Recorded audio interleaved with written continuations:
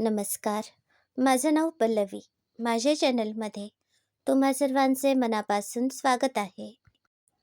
आज आपण कांद्याच्या पाती घालून घावन तयार करूया. हे घावन चवीला मस्तच लागतात.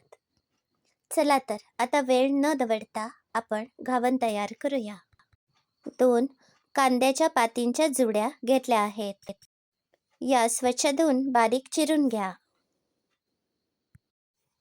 या पातेल्यामध्ये मी 1 किलो तांदळाचे पीठ घालते. 2 चमचे बडीशेप घालते. याऐवजी तुम्ही ओवा किंवा जिरं सुद्धा वापरू शकता. 2 चमचे साखर घातली आहे. आता चवीप्रमाणे बारीक मीठ घालूया. आवश्यकतेप्रमाणे पाणी घालूया. यामध्ये पाणी घालून हे पीठ चांगले सरमिसळ करूया.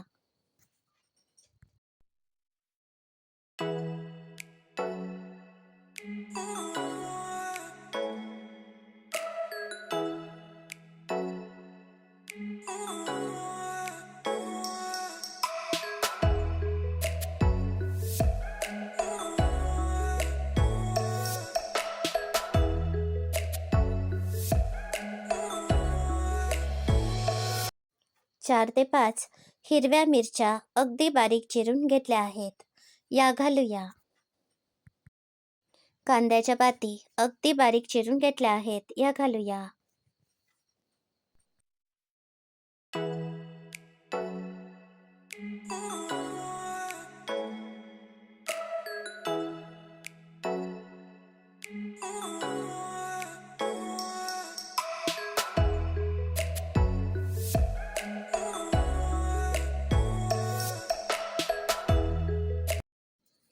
आमच्याकडे या प्रकारचे रेडीमेड तांदळाचे पीठ मिळते.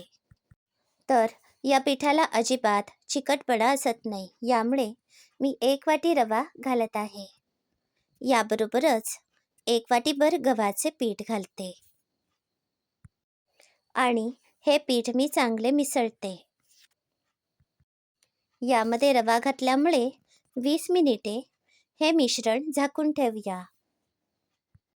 यामुळे रवा चांगला फुलेल आणि आपले घावन चांगले तयार होतील. आवश्यकतेप्रमाणे यामध्ये पाणी घालायचे आहे. आता आपले मिश्रण तयार आहे. 20 मिनिटे झाकून ठेवूया. गॅसवर तवा तापायला ठेवला आहे. 20 मिनिटे पूर्ण झाली आहेत. आता आपण घावन तयार करूया. या तव्याला थोडेसे तेल लावले आहे. आता याप्रमाणे आपण घावन तयार करूया. या घावनाला एक वाफ देऊया. या घावनाच्या दोन्ही बाजू भाजायच्या आहेत. हे घावन तयार करताना तुम्ही तूप किंवा तेल वापरू शकता. आता हा घावन तयार आहे.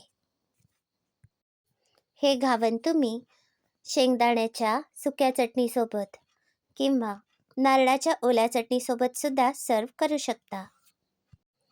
आज हे घावन मी सकाळच्या नाश्त्यासाठी तयार केले आहेत. तुम्हाला आजची रेसिपी कशी वाटली याचा अभिप्राय नक्की कळवा. अशाच सोप्या रेसिपी बघण्यासाठी माझे चॅनल सबस्क्राईब करा, शेअर करा. धन्यवाद.